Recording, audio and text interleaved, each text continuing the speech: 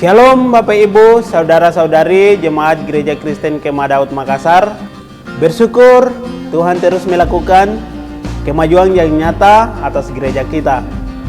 Pada bulan Mei mendatang, Gereja Kristen Kemah Daud Makassar akan pindah gedung ibadah dari sebelumnya di Hotel Sarisot menuju ke gedung di Jalan Pengajoman dekat dengan Mall Panakukan.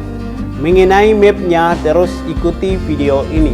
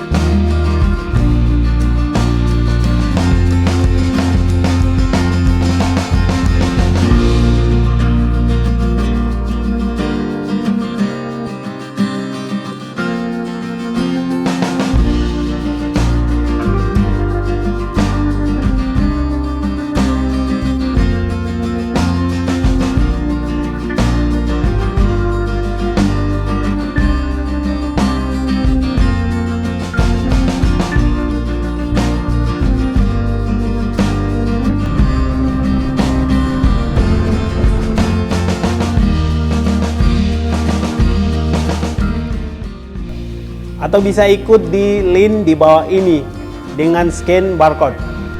Tuhan Yesus memberkati.